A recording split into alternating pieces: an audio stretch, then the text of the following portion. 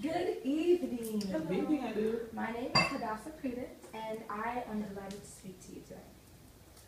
If I were to ask, what is your favorite donut? I'm sure from each of you I would receive a different answer. One may say the original glazed donut, another may say a chocolate glazed donut, as I have here, or another a fudge donut. But if I were to ask you also, where do you prefer to buy these donuts? I'm sure that the names Dunkin' Donuts and Krispy Kremes would be part of your answers or one of your answers, right? As your preferred shop to get your donuts from. But if I were to ask you, which shop came first, would you know? No, I wouldn't. Well, tonight, I'm going to go along with you through the timeline of history of where donuts came from, their origination, and where they are today. All right? And after I'm done explaining this wonderful story to you, we'll be able to enjoy these juicy donuts together. Absolutely. All right, so to start off, donuts have a disputed history. Okay? One theory suggests that it was originated from Dutch settlers who were here in America in 18th century, and they used to call it by the name oliekoek, which is a Dutch word that literally means the oil cake, or sweetened cake fried in fat. And it was not until 1847 on an American ship that a captain by the name of Hanson Gregory was dissatisfied with the original deformation of the donuts whenever he fried them, or his mother rather, I should say. And so what he decided to do was to take the dough before it was fried and poke a hole into the dough with a pepper box. And that way, when it was fried, it kept a nice ring shape. And it didn't deform, and it looked juicy, and it was still delicious as normal. So he taught his mother, Elizabeth Gregory, the same trick. Elizabeth Gregory was on the ship. She was the cook on the ship. And she loved to make pastries on the side for his crew, Hanson's crew, her son, and for Hanson as well, so that they could enjoy during long voyages. But if you think that's all it took for the donut to gain its popularity, think again. Because it was not until World War I that that donuts actually came into their own. It was there that American soldiers met with millions of donuts in the trenches of France.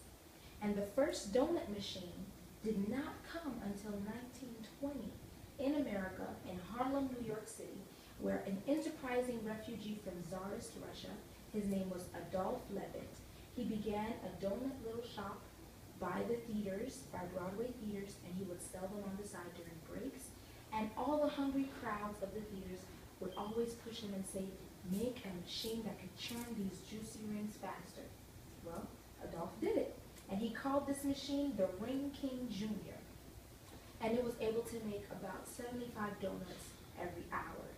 Eventually, the idea caught on and it spread, and everyone from area to area was getting these machines, and Adolf Levitt was making $25 million a year from the machines being sold and from making wholesale of the donuts to different bakeries across the country. So by 1934, donuts became famous, and they were deemed as the food hit of the century.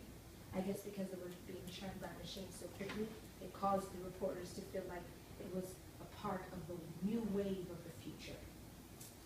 Now let's get into how Krispy Kremes and Dunkin' Donuts came to be. Well, it was also in the 1930s, around the same time that the machines, the Ring King Jr. were being sold and publicized, that a Frenchman in New Orleans by the name of Joe Lebeau created the Krispy Kreme donut and the Krispy Kreme title or name or franchise. And because of the Great Depression, as you all know, the Great Depression was in the 1930s, because of the Great Depression, Joe had to eventually sell both the name and his secret ingredients of the Krispy Kreme donut to another shop owner by the name of Ishmael Armstrong. Ishmael Armstrong, in turn, gave his nephew, Vernon Rudolph, the franchise for him to go ahead and sell the donuts from door to door. Well, Vernon and his friends went ahead. They went outside in the heat of July, got those recipes together, bought some things from some grocery stores, and began baking those donuts. And they sold them in their 1936 Pontiac. Now, it was difficult for them to do just wholesale only. Why? Well, the fragrance of those delicious donuts were flowing through the shops. Everyone is like, let me get some of these donuts. So bystanders by the dozens would come by the area where they're baking and say, can we have some? Their mouths literally drooling at the windows. So Vernon decided, let's do both. So not only did they do wholesale, selling it to the different shops in the area, but he also did individual sales, where he would send the 12 donuts to an individual or a couple of people. And that's how Krispy Kreme's is still doing it today. And a powerful stimulant to the donut, according to my research and the Smithsonian magazine, is war. As I told you before, the donuts were enlisted in World War I. They were also enlisted in war in World War II. They went and fought, and they fed the soldiers over there as well. So, and during the wars, there were the nurses. They were called donut dollies because they would go around and dole out the donuts to the soldiers. So they called them donut dollies. And so these soldiers would enjoy these donuts, and when they came back with a craving for donuts. So when Vernon came back, he was able to attend a Broadway musical, and in that musical he heard a soldier in the musical singing a song, and he sang this: I sat there dunking donuts till she caught on. And he heard that song, and he just came up with an idea. He said, you know what, I'm going to go ahead and continue and expand, rather, my franchise of Krispy Kreme's. But he faced stiff competition. Why? Because around the same time that he returned to America and started trying to expand the franchise of Krispy Kreme, what happened was Dunkin' Donuts had opened around the same time, and it caused a strict bump. They were bumping heads at the same time because they're selling and they're trying to make profit. Now, you might be wondering, how did Dunkin' Donuts come to be? Well, that's what I'm about to get into right now. Bill Rosenberg is the founder of Dunkin' Donuts. He was born to two Jewish parents, immigrants to America in Massachusetts, and he had to quit school at the age of 14, that's around 8th grade, because of the Great Depression. So he ended up working in a company, and the company was called Western Union. And he worked for Western Union as a delivery boy. Then he quit that job, and then he went into another job as a delivery boy again. But this company was a company called Semco, and they distributed food. They distributed pastries, ice cream, and the like. So he began as a delivery boy, but within 3 years, he got promoted to sales manager, top sales manager. So he began managing the sales of Semco. And he saw that, hey, I'm making so much profit on this, let me open my own company. And he eventually decided to open his company, and it was called the Industrial Luncheon Services.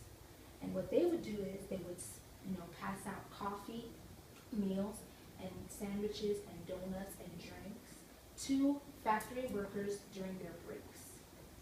And he realized, as he was checking off his information, he realized that, hey, I'm getting 40% of my sales from donuts and coffee alone. So he decided, let me focus it on that. He opened up a shop, and he called it Open Kettle. That was in 1948. So Open Kettle and Krispy Kreme's were bumping heads. Then in 1950, he changes the name to Dunkin' Donuts.